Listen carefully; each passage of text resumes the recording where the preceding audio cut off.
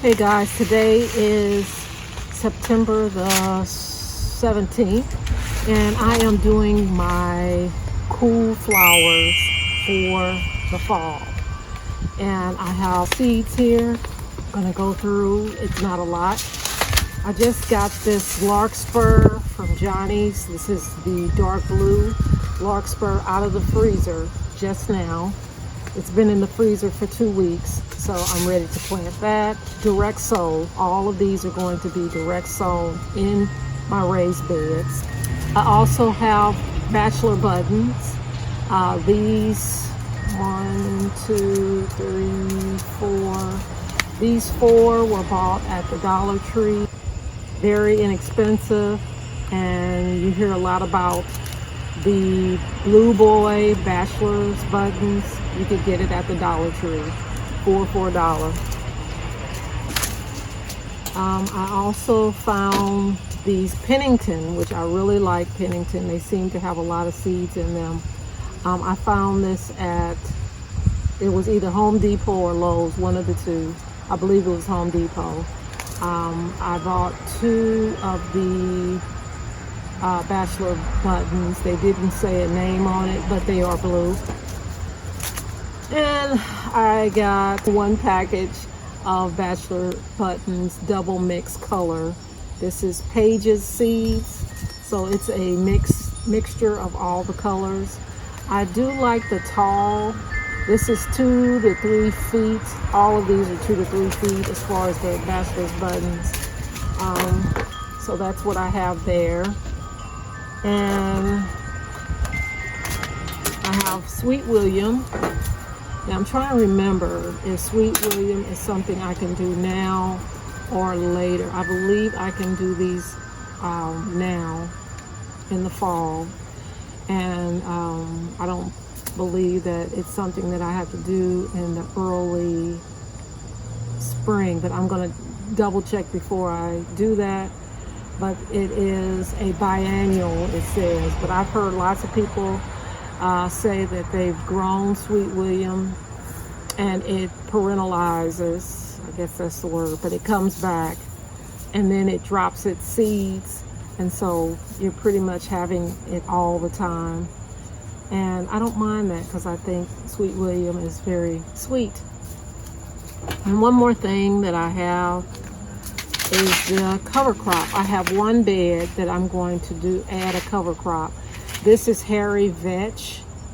Hairy vetch fixes copious amounts of nitrogen into the soil, which I am trying to build up a new bed, and it's with a lot of cut and drop material that I have just around the garden. I've thrown it in a bed. I put some compost on top, and I was thinking about just sprinkling some of this because it's a lot of seeds in this package.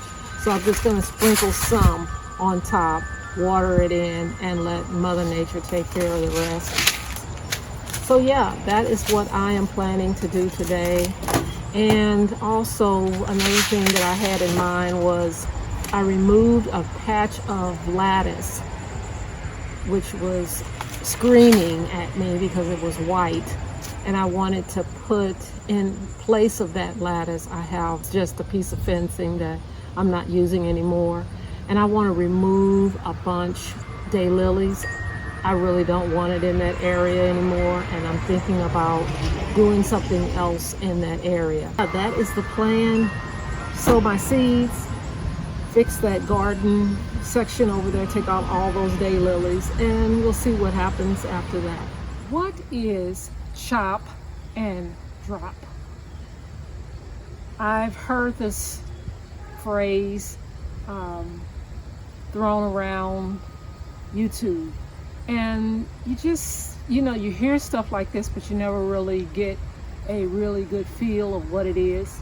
So I wanted to explain what it is in my point of view. I've seen some people do it, but I just wanted to share with people what exactly it is.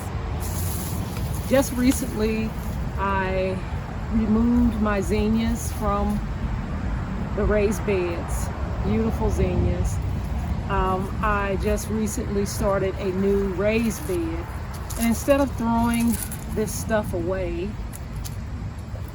I want to add it to the bottom of my raised bed.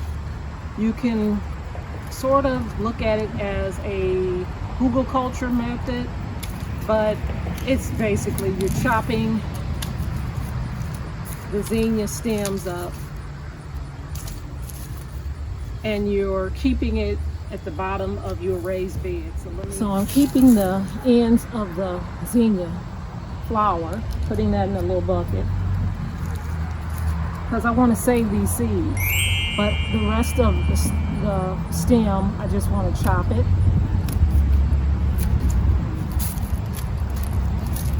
Chop it up however you like to chop it up.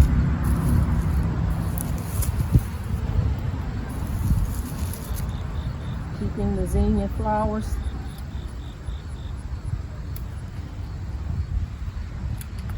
And just chopping the stem.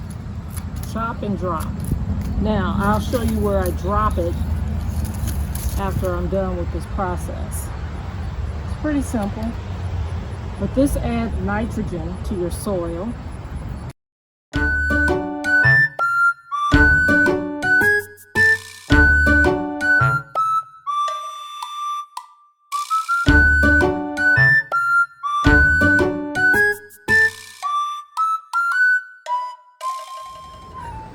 Now that I'm out of the sun and into the shade, this is the chop and drop method.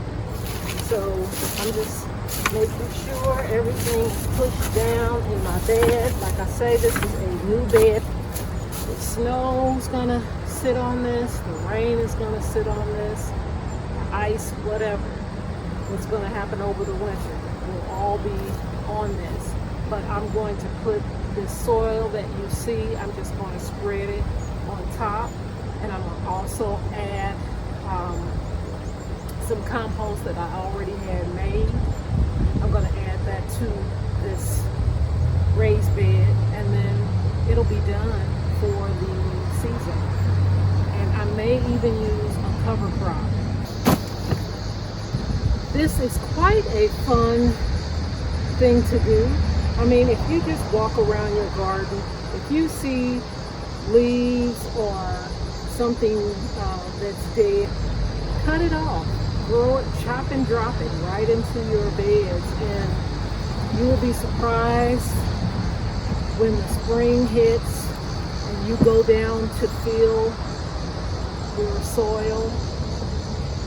You'll be surprised at what things look like. Now this is compost that I've done with kitchen scraps, dried leaves and stuff that's in the garden, foliage that is died back. So I'm just going to empty this whole container again. This is great stuff.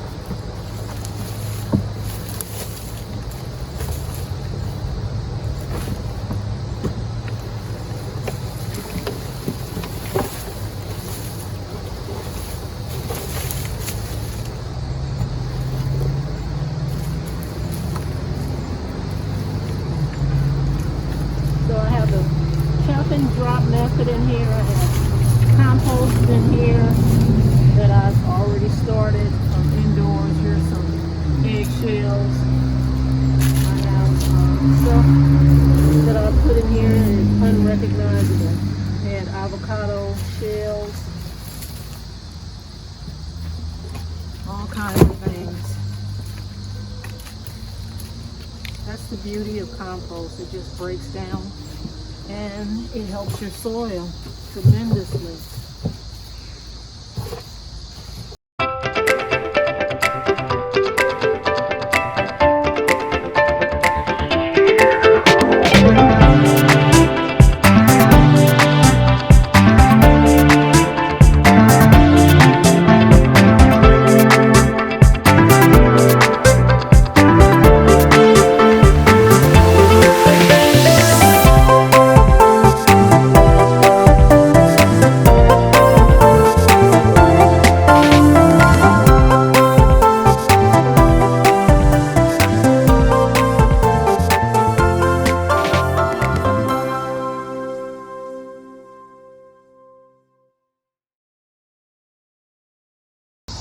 Now, will it be totally broken down by spring? Probably not every piece, but it will be much more broken down than what you've seen. So it's a process. You can start putting your plants or whatever on in this soil, and what's in the bottom will continually break down over, in time. And it's a better way of doing it than just throwing it away. You can put this in here and enhance your soil. So that is my process of chop and drop. I will bring you back here in the spring and show you what this turns into looking like, because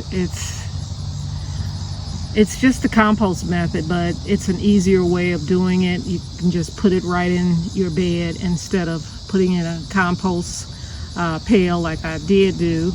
And as you saw, even with that, it wasn't broken down 100%. But as you add it to your raised beds or the soil, ground soil, it continues to break down to the point where it's unrecognizable. It floored me how when I put logs in my raised beds, when I first got these raised beds, I put logs in here from a tree that died. And eventually, when I put my hand down into the soil, I couldn't feel one log. It had broken down. Now, it took time to do that. I can't tell you exactly how long, but regardless, it saves you from having to fill this entire bed up with soil, which is very, very expensive. That bag right there was $12, and it's compost. I always add compost regardless of this method. I always add compost on the top because it helps it even more break down. But this is a 40-pound bag, so that was a great $12 spent.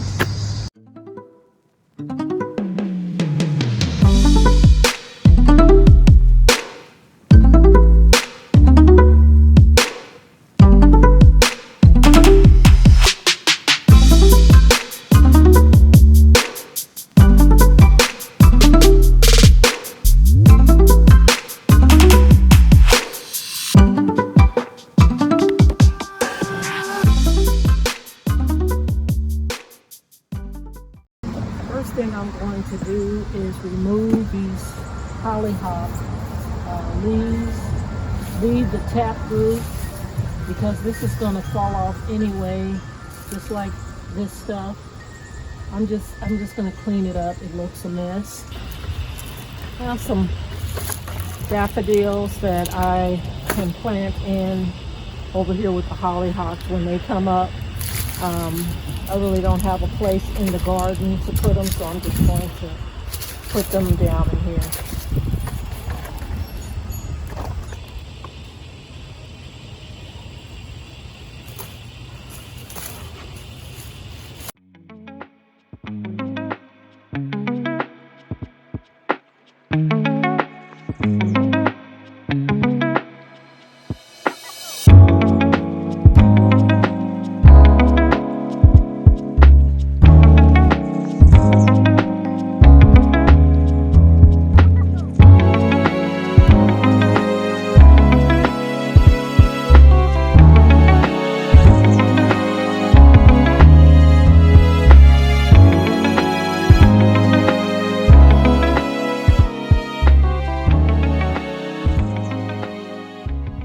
Because I have bulb tone, I'm going to use it in this bed with the hollyhocks and my spare daffodils.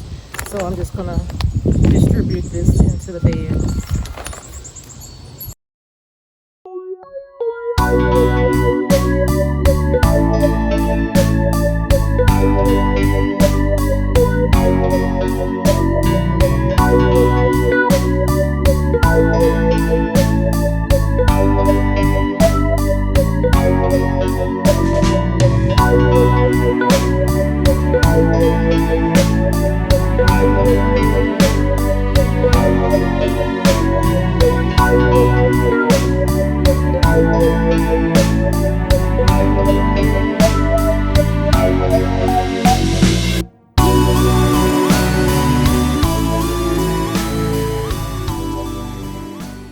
So this bed is going to be hollyhocks and daffodils. This bed is going to be Larkspur.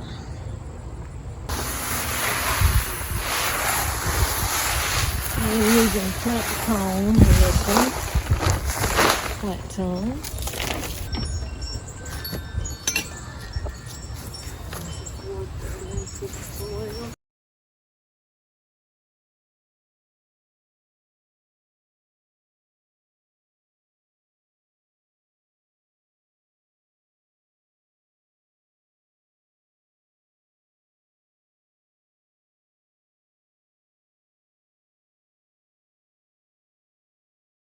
This third bed is going to be bachelor's buttons.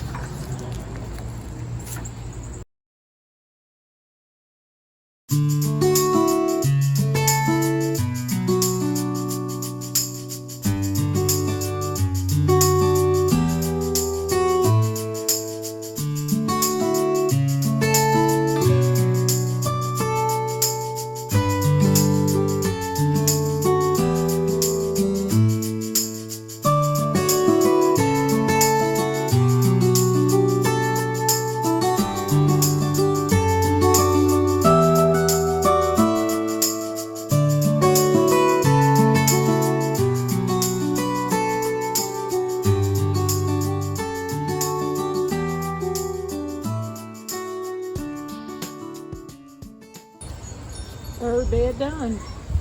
I learned that the Sweet William has to be sown in the early spring in my area, 6B. So I'm going to wait on these to do these in the spring. So I'm going to put in this cover crop. I'm going to put it in this bed. And I'm going to put it in this bed that has some chopping drop stuff in it. Stuff that I've collected in my garden. Green matter. And I've got compost in here, sticks and what have you. So I'm just going to put it on here. And not the whole entire package because it's a lot. Oh, these are big seeds too. So I'm going to just broadcast it.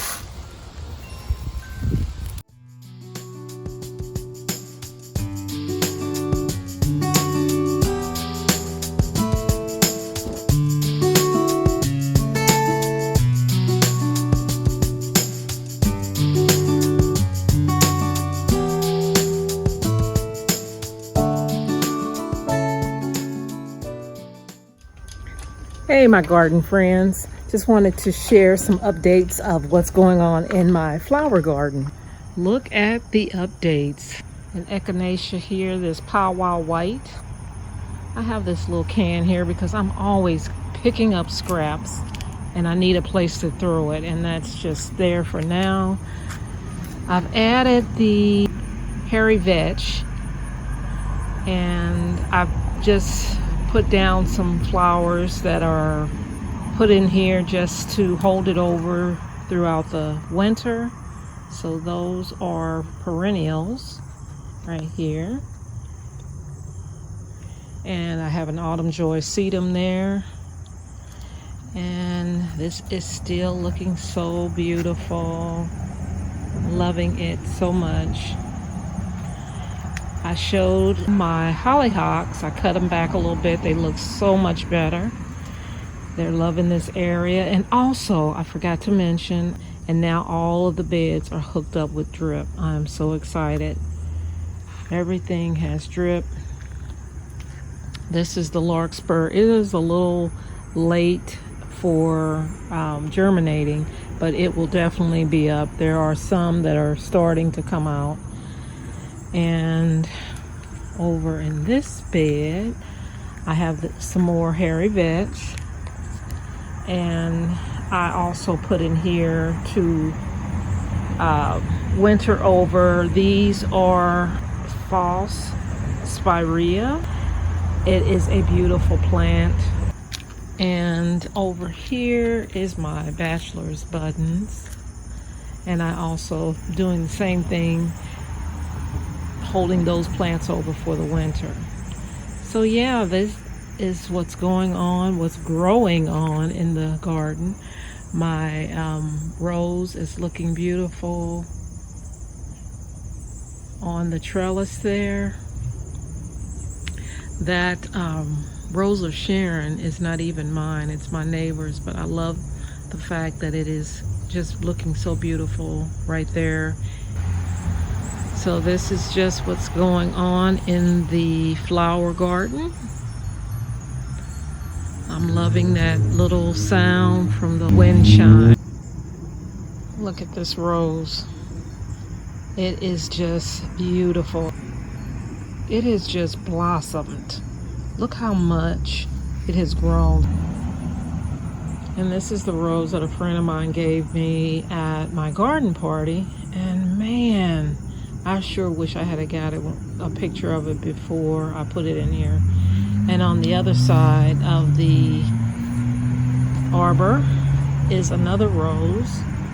I cut it back because it was in the garden and I had just put it over here so that I could have two matching roses. They're not the same color, but they are beautiful, and I see some new growth since I've cut it back, so that is very promising. I like this walkway. I know it's nothing but a bunch of bricks. One had cracked and the other is just a flat one, but I'm going to put some type of ground cover in between the cracks. I really like it. I think it's wide and it fits my garden really well. On this trellis, on this arbor, I am going to put my David Austin Gertrude Jekyll rose on this arbor. I'm gonna either change this arbor and put the other arbor over here. I'll show you where my David Austin rose is right now. This is the future vegetable garden. I am going to put either this arbor or the other one right along here, and you can walk through, and then all this area is going to be part of the vegetable garden. I'm going to take these beautiful purple irises out, and I'm going to do something else with them, put them somewhere else, but this area will be transformed. But I just wanted to show right now what these David Austin roses are looking like. They are so adorable. Let's get a closer look. So pretty. Oh my gosh, Tony's still here. I thought Tony was gone. This is September the 5th, and I have seen no trace of him. And I just saw him. Hello, Tony. I guess he was saying hello. Oh my gosh, I love him. Love the hummingbirds. So yeah, the Gertrude Jekyll is just so beautiful. So what I'm going to do is move this over to the flower garden. So I'm going to cut it back all the way down. I'm going to cut it back and then move it over there. And I'm looking forward to it being in that area. And I'm just going to have something, I'm going to still have an arbor over here, of course. I'm not sure which one I'm going to move, but I just definitely want to see this over in the flower garden to make this the entrance way into the flower garden.